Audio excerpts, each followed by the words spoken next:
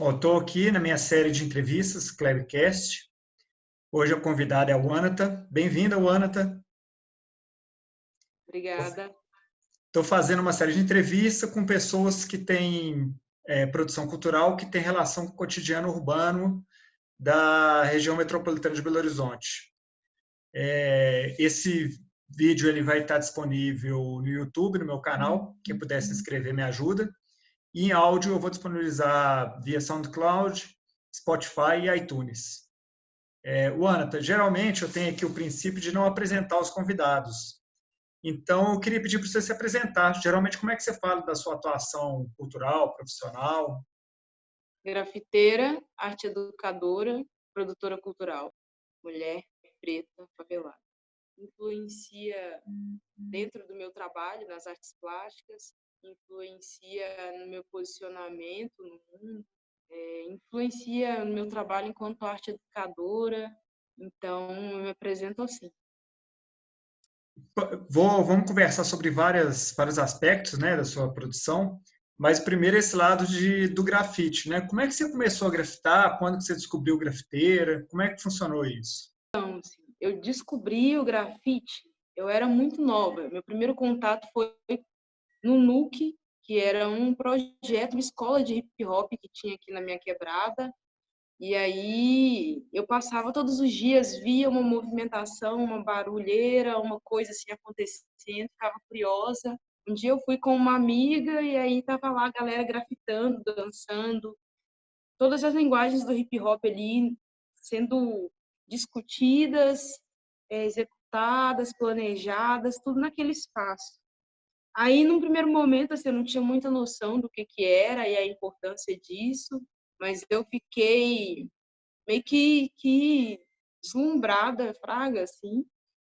E aí, ali foi que eu vi o grafite pela primeira vez. Assim. Eu lembro que era o Nilo Zac que estava fazendo uma tela lá. E o Nilo é um grafiteiro daqui da região, que foi uma influência forte para mim também, assim. Até no meu estilo de trabalho, né, a questão do retrato, que foi uma das minhas primeiras influências, foi o Nilo, o Negro F e a Vibe, que era a galera que tinha o trampo deles o tempo todo aqui na minha quebrada, né? Então, esse foi o primeiro contato. E aí eu fui voltar a ter contato com o grafite anos depois, no Valores de Minas, que eu dei uma passada por esse projeto, que era um projeto do governo, massa, que tinha na época. Entrei assim, meio que sem saber o que eu queria fazer, só queria dar um rolê mesmo, estar fora de casa, né? Muito jovem, pai e tal. E aí, lá era no centro, eu falei, nossa, fechou, vou ter dinheiro da passagem, vou conseguir dar um rolê. Só que eu gostei muito desse lugar aí, logo de cara. E aí eu não sabia o que fazer. Fiquei meio assim, o que eu vou colocar nessa parada? Eu queria colocar música, porque eu cantava na época, gostava muito de rap já, então eu já olhava assim e falava, eu acho que a música é legal. Aí coloquei música, teatro, por última opção, artes plásticas, aquela coisa que a gente coloca assim, só por colocar mesmo, tá? E aí eu passei nas artes plásticas.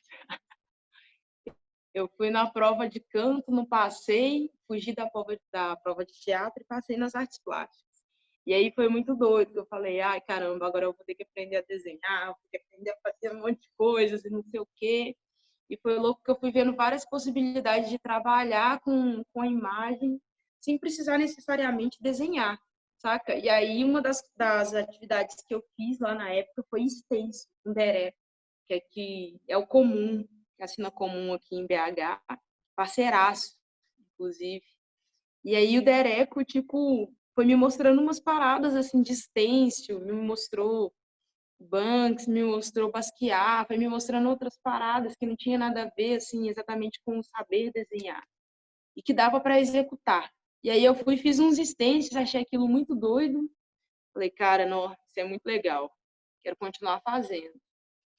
E aí, no segundo ano, eu passei só eu, assim, das artes plásticas, na época. Passou eu e mais alguma galera, assim, eu acho que foram 2 ou 3 das artes plásticas que passaram para o segundo módulo, que tinha todas as áreas, né? E eles selecionavam 70 de 500. E aí eu fui, olhei assim e falei, caramba, ferrou, porque eu não sei desenhar, não sei fazer bulhufas. Tô lascada. Aí voltou o medo, assim. Eu comecei a desenhar. Muito louco, ficava na Praça 7, era perto da Praça 7 na época, os valores.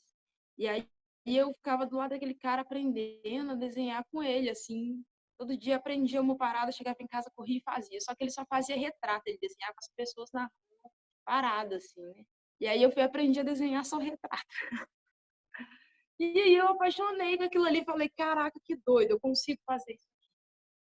E aí, com o tempo, eu fui só pensando em como usar isso para o grafite. Eu lembro de ter conversado com o Nilo anos depois, falar com ele, não, cara, eu quero aprender a grafitar, como é que faz essa parada? Ele, vai desenhando, você já sabe desenhar, desenha pequeno, vai aumentando o suporte, aumentando, uma hora você vai conseguir desenhar grande, você só joga na rua. Aí eu, na goelagem, quando eu vi que eu estava fazendo uns retratos pela ordem já, eu falei, pô, é isso que eu quero fazer. E aí eu fui fazendo assim, comecei a pintar pequeno, em telas pequenas, e aí fui aumentando o tamanho do suporte, aumentando, usei de pessoas daqui, do alto aqui, fui desenhando um monte de mulher daqui, criei uma coisa muito louca de ir na casa das pessoas, sentar, pintar elas, um processo muito legal, assim, de entender o retrato e a importância do retrato, tá ligado? Assim, para além de só o desenho, tem vários signos, várias coisas que traz assim, a imagem, né, o retrato em si. E aí, eu pilhei nisso aí, quando eu vi que eu estava pintando grande já, falei, vou para a rua. Aí a galera daqui do alto, que já grafitava, me deu uma moral na época, o Negro F, me deu umas latinhas de spray de depósito, que a gente conseguiu pedindo na porta dos depósitos, um evento.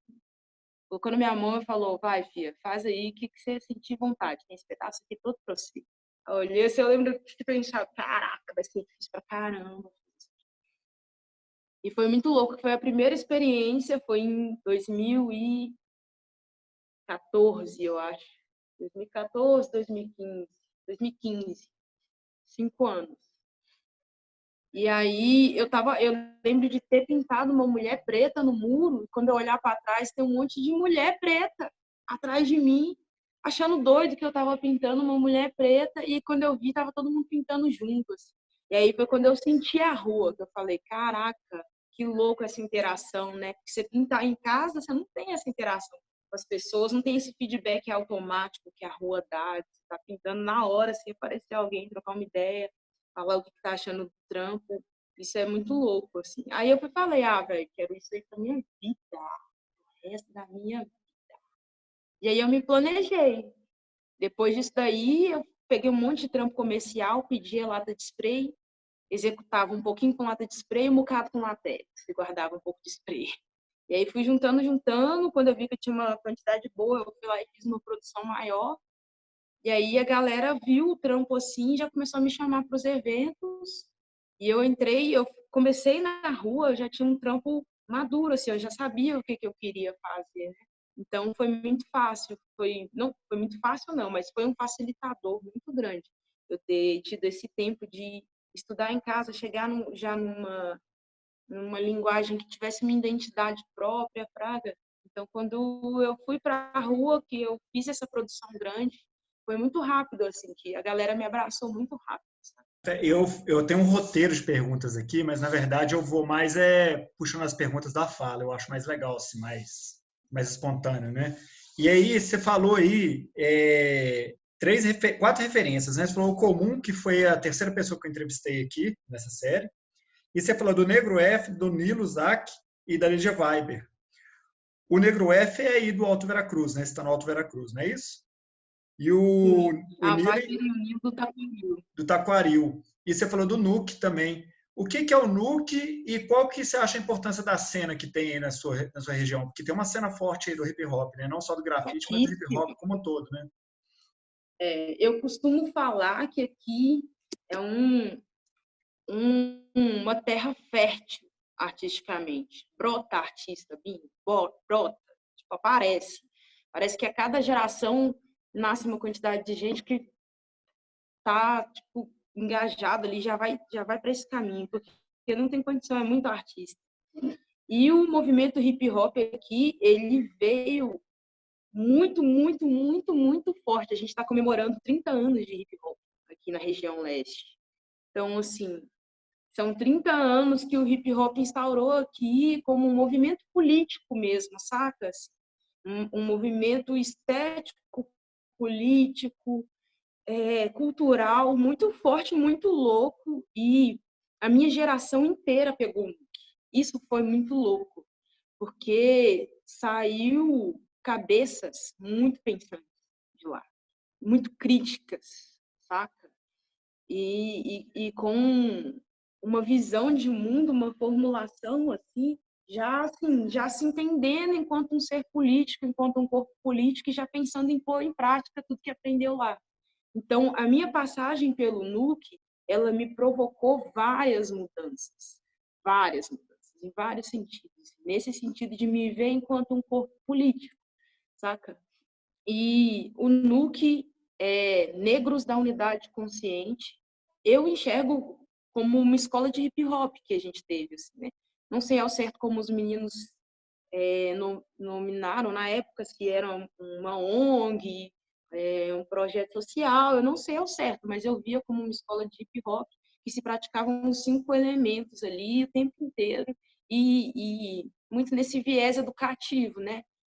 Então, a gente tinha os 4 elementos base e tinha a consciência, que ela envolvia o tempo inteiro quando você estava fazendo as outras paradas, tinha outras paradas, e tinha atividades para, desde criança, assim, de, saca, 7, 8 anos, até início da fase jovem, assim, sabe? Eles acompanhavam o desenvolvimento dessas pessoas. E isso foi muito louco para eu entender esse lugar do hip hop dentro da comunidade, conhecer os pares, a galera que colava, que fazia o movimento acontecer. E foi importantíssimo porque é isso, né? Quando você se vê um corpo político, você entende que todos os outros iguais eles são, tá ligado? E a gente tem que fazer a parada acontecer para todo mundo.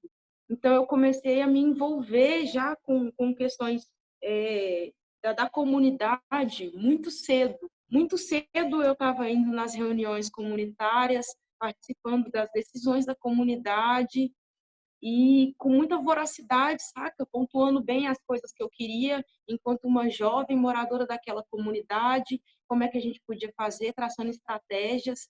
E isso é um perfil de adolescentes que passaram pelo NUC, porque isso é uma parada que o hip hop traz muito forte, né? O protagonismo mesmo, você conseguir se posicionar no mundo de uma forma consciente e exigir aquilo que você acredita que você tem que ter, pode ter, é direito seu de ter, saca? Essa foi a importância do NUC, assim, na minha vida e na vida de várias geraçõezinhas que passaram pelo NUC nesse tempo que ele ficou ativo.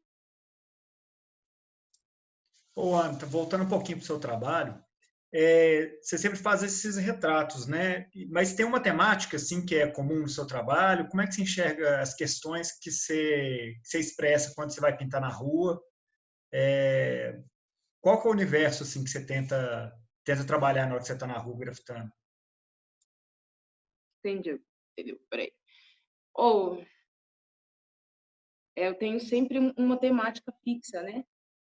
Que é a questão da negritude, mas na verdade, na real, assim, meu trampo ele fala muito de mim, das minhas vivências, de tudo, toda essa bagagem que eu carrego, né? Enquanto mulher preta, favelada. E aí eu falo desse lugar, saca? Que é o meu lugar de fala, meu lugar de vivência. E aonde que eu acho que eu preciso dizer, tá ligado? Eu acredito muito, assim, que a essência do grafite, né? Eu vejo a essência do grafite como uma parada que ela tem a função de afirmação de identidade, de contravenção, de questionamento do limite público-privado, tá ligado? E pega muito forte ali na questão da afirmação de identidade, saca? E isso, assim, é uma parada que é do movimento, né? o hip hop, ele prega isso. A gente precisa se conhecer, conhecer as nossas raízes, entender o que a gente é, para daí a gente conseguir se entender enquanto um corpo político e a partir daí a gente se posicionar no mundo. Então, o grafite, o picho, eu vejo eles como uma forma de se posicionar no mundo, de afirmar sua identidade, de falar ali sobre o seu lugar, saca? E sobre as barreiras que a gente quebra. Então, eu trampo com a figura preta e muitas vezes não, né? Sempre uma figura preta com uma estética que ela mescla uma estética periférica com uma parada meio afrofuturista, assim, e uma estética meio dos primórdios ali, né? Da cultura africana, do que a gente tem contato ainda, do que restou pra gente, saca? Dos adereços, as vestimentas, as escarificações, saca? Porque eu acredito muito que a gente precisa ter esse movimento que o hip hop ensina pra gente, de conhecer, vou dar um passo atrás para dar 3 passos à frente, saca? E aí, essa é a base do meu trabalho. A negritude, a questão da estética periférica, a estética favelada e a afirmação de identidade. Eu queria saber como é que é a sua relação com o público. Você conversa com as pessoas, se você já teve retornos interessantes, como é que isso funciona? Durante as horas que você está pintando na rua e mesmo depois, de pessoas que te seguem, acompanham seu percurso. Sim. É muito louco essa relação com a rua. E tem uma ligação com aquilo que eu falei lá atrás, saca? A gente tem um medo da rua bitelo. A rua é um lugar de repressão para nós o tempo inteiro. É um lugar que eu não me sinto confortável. Não me sinto confortável na rua, no cotidiano, eu não saio muito de casa. A quarentena fez diferença para mim porque eu não saía muito já. Não é um lugar que naturalmente eu me sinto confortável. E aí, quando eu vou pintar, é um momento que eu me sinto completamente acolhida na rua, completamente acolhida. Quando eu saio para pintar, gosto mais de pintar nas quebradas. Cara, as pessoas o tempo inteiro estão interagindo com você, o tempo inteiro, o tempo inteiro.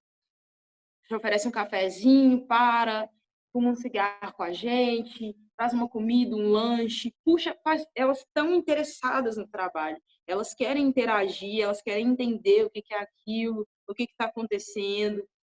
E acontece muito das pessoas se verem, né? Porque eu faço uns traços que muitas vezes eles não têm um gênero muito definido, mas são traços que são nossos, então é fácil a gente se ver, né? E aí fulano chega e fala, nossa, parece com esse Cicrano, não, parece comigo esse negão aí, parece comigo. E aí, daí a gente já puxa um fio que vai para outro fio, que vai para outra coisa, para outra coisa. Quando eu assusto, eu estou ali há horas conversando com a pessoa, às vezes tem um prazo para pintar, e aí eu vou e pinto 2 dias depois que o evento acabou, porque eu fiquei trocando ideia, saca? E eu acho que isso é o mais doido da rua, saca? É o que faz o grafite ser o grafite mesmo, é essa interação, né? A gente comunicar com as pessoas. Ele é comunicação. E aí acontece antes, durante, depois, o tempo inteiro a gente está comunicando, interagindo. É muito bom, é muito doido.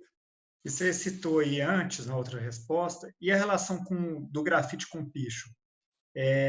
Como é que você vê tanto o picho como um fenômeno social e tal, quanto o grafite, e essa relação grafite e picho? Você acha que é a mesma coisa? São coisas diferentes? Que eles conversam, que são opostos? Como é que você vê isso na sua vivência?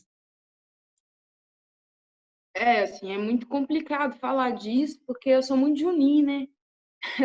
Eu cheguei outro dia, então, assim, tem muita coisa que eu tô pegando ainda, que eu tô fragando ainda, eu não tenho uma visão fechada ainda sobre isso, não tem uma coisa que eu fechei ainda e falei, é isso, ou é aquilo. Eu acho que vai demorar muito tempo ainda. Quanto mais eu vejo, quanto mais eu me questiono, quanto mais eu pergunto, converso, mais eu vejo que é muito igual e muito diferente. É a mesma coisa, ao mesmo tempo muito distinto. Eu hoje vejo assim, fora do Brasil é uma parada, no Brasil é outra. É igual a questão racial. saca? É difícil a gente tratar a questão racial no Brasil como é tratada nos Estados Unidos, porque a forma do embranquecimento da população negra aqui no Brasil ele aconteceu de uma forma completamente diferente que aconteceu nos Estados Unidos. Então, assim, o fenômeno do picho, ele nasceu nos outros países de uma forma e aqui ele nasceu de outra e ele foi para um caminho da criminalização e aí é visto da forma como a gente vê hoje, né, cara? Sucateiam os pichadores, assim. Mas eu vejo que é muito igual nesse sentido de que ambos estão tratando de afirmação de identidade, saca? Os escritores têm isso muito forte e a gente reconhece mais como algo que vem da essência do grafite, porque a essência mesmo nasceu ali da letra e tal, mas eu vejo, pode ser que eu daqui a alguns anos olhe essa entrevista e fale, cara, falei muita abobrinha, tá ligado? Mas hoje eu vejo de uma forma que é assim, cara, a gente tá ali no mesmo pé de igualdade no sentido que o grafite, o picho, eles tratam das mesmas questões, independente se é letra, se é personagem. É a afirmação de identidade, é o questionamento desse limite geográfico que é imposto para a gente, é a quebra desse limite geográfico, tá ligado? E eu acho que isso a gente faz pela letra, com o nome, colocando meu nome, eu faço colocando uma mulher preta, eu faço colocando um sujeito negro, eu faço colocando aquilo que me representa, que representa a minha identidade, saca? E eu acho que é isso. O picho tem uma estética que ela não é agradável aos olhos da população de massa. Que eles não foram educados para achar aquilo bonito e nem tem que ser, porque a ideia não é ficar bonito, sabe? Então desagrada mesmo. Mas eu entendo que tem um objetivo muito próximo, é igual ao nosso, mas de uma forma mais incisiva, né? Mais agressiva, mais aquela coisa pontual ali, né? A gente é mais planejamento e tal, tem essa preocupação estética maior, de fazer algo que agrade, que seja harmônico, que tenha uma composição que ela seja algo que caia num gosto popular, né? E o picho só não tem essa parada, sabe? Mas ao meu ver, no meu olhar, assim, a gente está tratando das mesmas questões.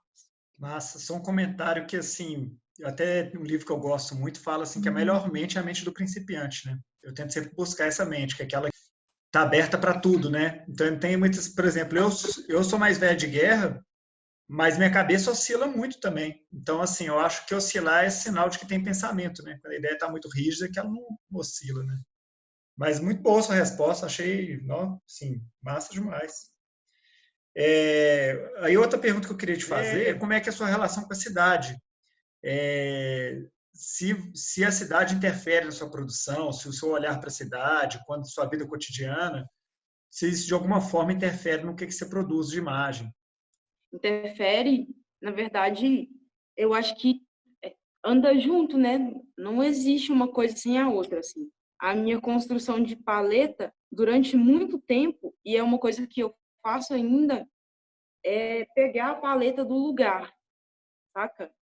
Eu cheguei e aí tem uma casa rosa, uma casa azul, umas flores com uma cor muito lilás. Eu pego essas cores e uso na paleta. Eu faço muito isso, assim, de pegar as cores na hora lá, levar um monte de lata, pegar as cores e fazer, ou passar no espaço antes, se eu tiver tempo, se for um lugar que eu quero pintar, que eu planejo antes, vou lá tirar foto, penso, pilho, pá, sento. Então, tem essa relação que eu acho que é bem forte, de que ela está presente até na minha paleta. A forma como eu vejo a cidade, porque a gente, cada um vê de uma forma, né? E eu vejo por cores com muita facilidade, saca? Isso interfere. O feedback que as pessoas me dão na rua interfere muito. Eu acho que é uma forma de eu estar na cidade também, de, de um jeito que eu me sinta confortável e que eu consiga estar causando alguma coisa nas pessoas, sabe? Eu acho isso muito doido, essa possibilidade que o trampo na rua dá de você ter o feedback muito rápido das reações das pessoas, saca? E eu acho que a arte é isso, é você provocar uma sensação, você deslocar o sujeito ali de alguma forma. Então, às vezes, eu tenho uns feedback muito negativos. O povo fala, poxa, teve uma vez que eu fui pintar no centro de referência do idoso. Caramba, Bim, cheguei lá, aí assim, eu sempre faço uns rostos pretão muito bolados, assim, por várias questões.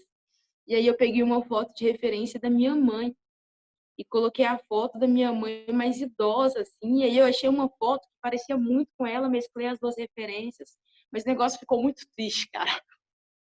Ficou muito triste.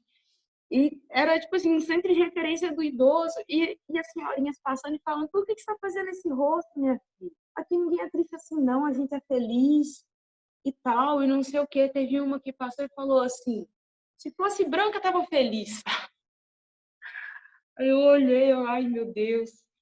E isso foi gerando várias coisas que na hora eu não tive muita condição de comentar, porque eu ficava meio tipo, caramba, não esperava que fosse dar o incômodo que teve, saca? E aí, depois foi que eu fui cair a ficha, raciocinar nas paradas, falar, nossa, caramba. Ao mesmo tempo foi muito importante, porque as pessoas paravam e conversavam muito, né?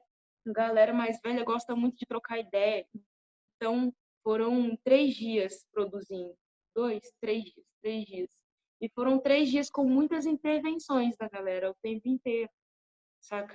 Então, repensei a composição para que ficasse algo que eu queria fazer, mas que também agradasse as pessoas. Ia conviver todo dia com aquele trabalho ali na rua. E foi muito massa, foi muito doido, que me fez repensar, assim, também o cuidado com a figura preta, saca? Foi uma parada muito louca. Então, assim, esse é o rolê, velho. A rua é mágica, ela tem retorno instantâneo. Isso é tão maravilhoso.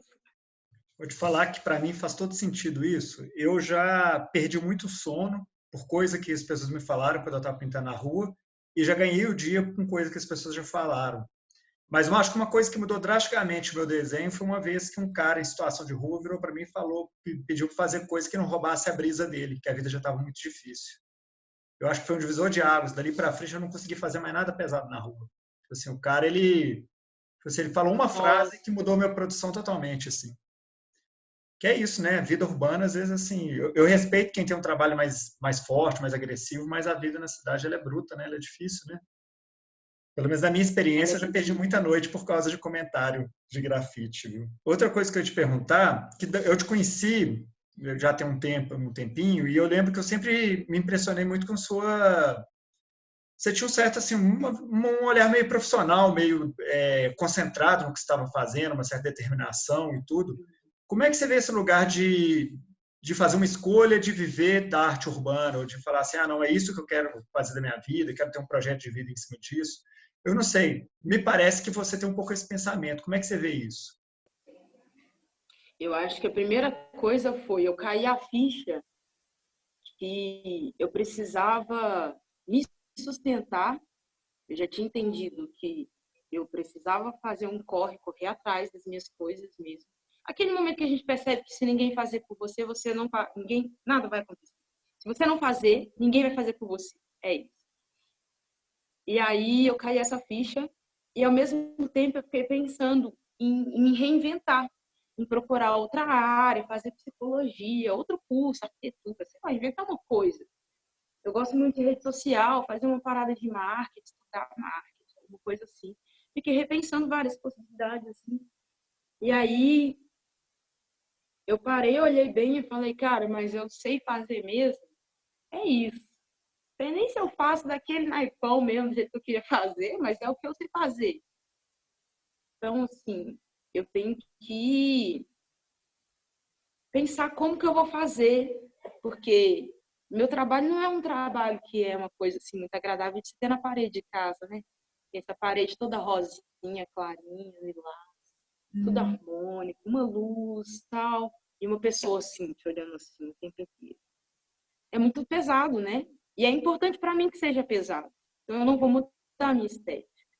Aí eu fiquei pensando, cara, como é que eu vou fazer dinheiro com isso? Porque eu só sei fazer isso. Eu tô ferrada. E aí, eu caí a ficha assim que eu ficava pensando muito, ninguém gosta, ninguém vai gostar, e não sei o quê.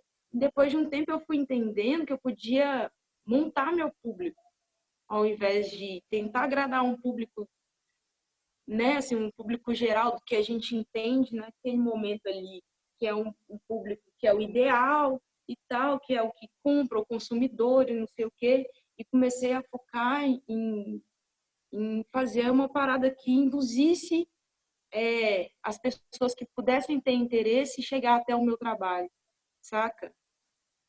E aí, isso foi o primeiro passo, eu entender que eu poderia ter um público. Só que para eu ter um público que gostasse do meu trabalho, eu teria que fazer isso acontecer. Porque, como não é algo que é de gosto popular, eu teria que achar essas pessoas e fazer com que essas pessoas achassem o meu trabalho. Aí depois disso, eu gosto muito de pesquisar, eu sou muito goela, eu fico assim, é algo que para mim não é uma obrigação, é um hobby. Eu percebi que eu pesquiso com a mesma frequência que as pessoas assistem vídeo, sei lá, coisa assim.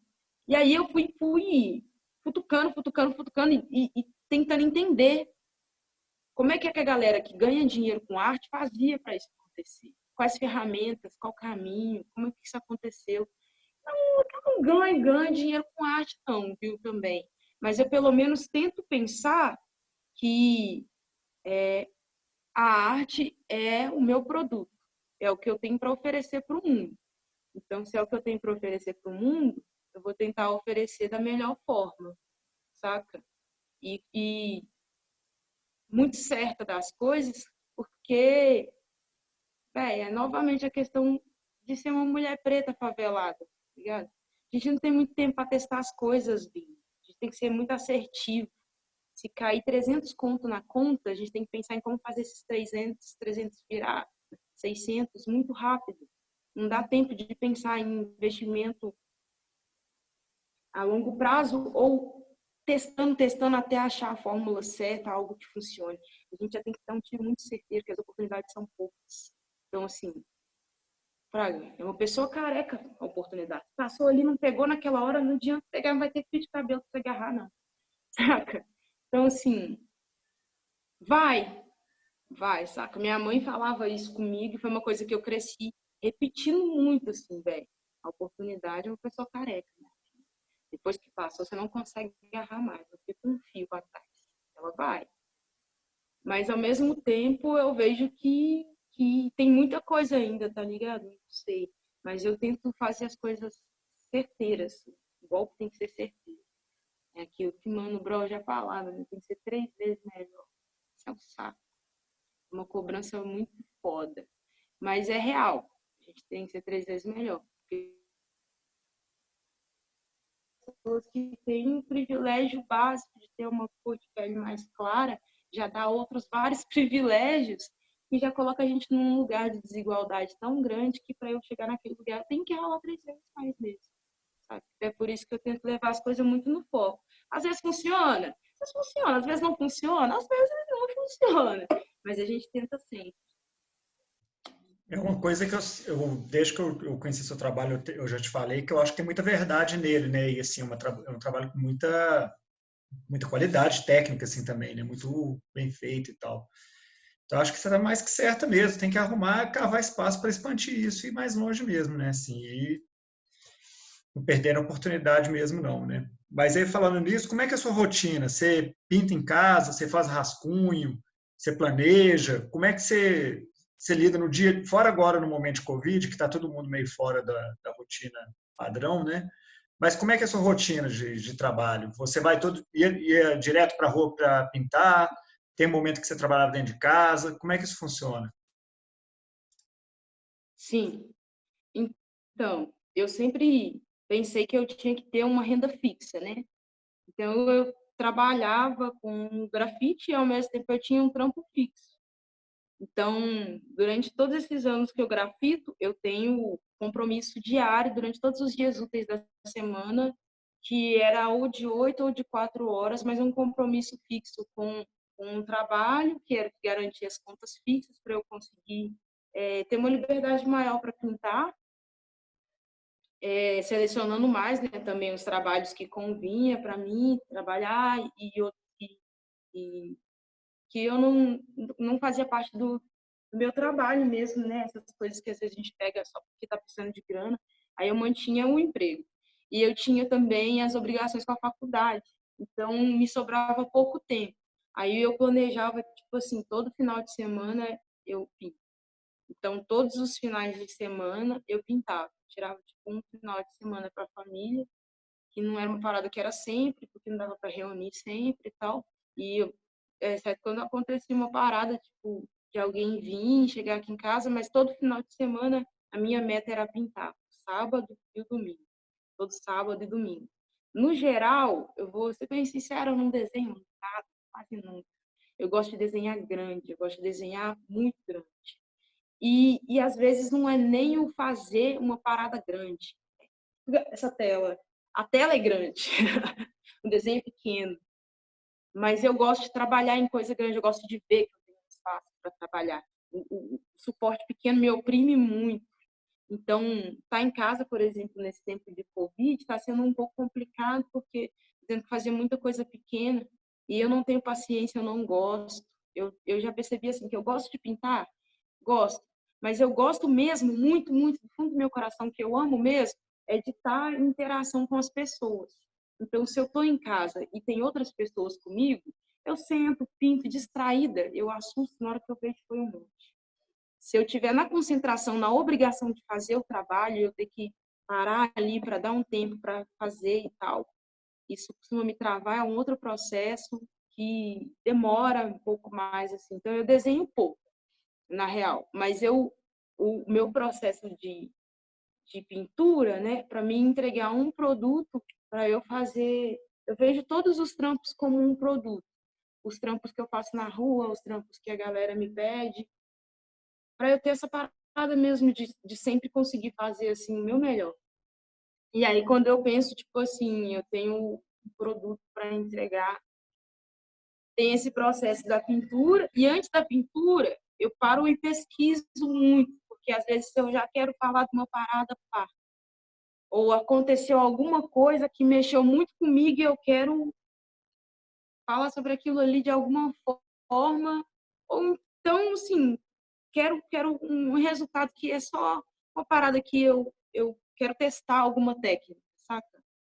E aí eu vou e fico pesquisando, pesquisando, pesquisando. Eu acho que eu gasto mais tempo nisso do que na execução do trabalho, porque esse processo aí é mais complicado. Aí depois que eu termino o trampo, aí tem as paradas assim de pensar o que que eu vou fazer com aquilo ali, né? Que eu sempre fico muito afim de fazer várias outras coisas com qualquer coisa que eu faço, saca? Desdobrar num painel gigante, sei lá, eu fico fritando nisso. Então, são esses três processos. Ô, Anta, e você está falando de pesquisar e tal, eu fiquei curioso das suas referências, assim, não só da arte urbana, ou das artes visuais, mas de tudo, de música, de cinema, literatura, do cotidiano. O que que te alimenta para pensar os seus trabalhos, para produzir? Nossa, cada época é um trem. Não tem uma coisa em específico, não.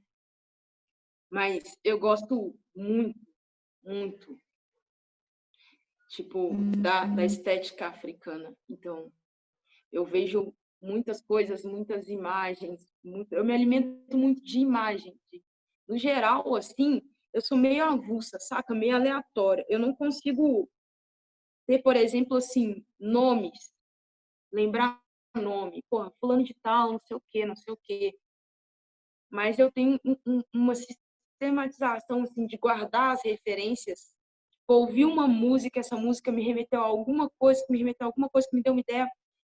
E aí eu coloco, já guardo, já copio. Essa música me deu essa ideia, parará, pororô, pororô, parará, tal. Então, tem muita coisa, mas são coisas muito avulsas. Não tem um artista que eu olho o trampo e falo assim, nossa, e tal, e me alimento daquele artista em específico. Às vezes são coisas assim, tipo a minha varanda aqui, que eu alto, tem uma vista extremamente privilegiada. A gente tem um privilégio enorme de ter uma vista muito bonita. Então, se eu consigo ter todas as nuances do céu na minha frente. Todas as misturas. E tem misturas muito inusitadas. Então, eu sempre vou lá e anoto a paleta. Faço a paleta, anoto a paleta. Fico de olho no céu. Às vezes é uma coisa assim, saca?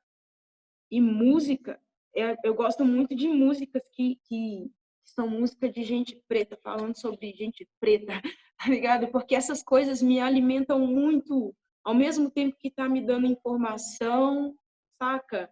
Eu tô alimentando uma vontade minha de continuar saca? No corre, de continuar fazendo as coisas, e isso me impulsiona muito, e sempre daí sai alguma ideia para alguma tela, para alguma, saca? As discussões que eu tenho com os meus amigos, eu acho que tudo me alimenta um pouco. É uma pergunta difícil mesmo. Se me perguntasse, eu ia ter dificuldade para falar, porque é tanta coisa que vem ao mesmo tempo, né? E chegando mais para o final, fazer só mais duas perguntinhas aqui. Na verdade, essa acho que é meio que a última. Se você encontrasse com alguém que está começando a grafitar, uma pessoa nova que está ou a fim de fazer o primeiro grafite, ou que fez os primeiros, você daria algum conselho, alguma dica? Conselho é meio chato, mas alguma dica, alguma coisa assim da sua reflexão do período que você já está grafitando, das suas experiências? Tem algum toque, por exemplo, se alguém que se interessa pelo grafite, eu estou começando a grafitar, ouvir essa entrevista, o que você daria de toque para a pessoa?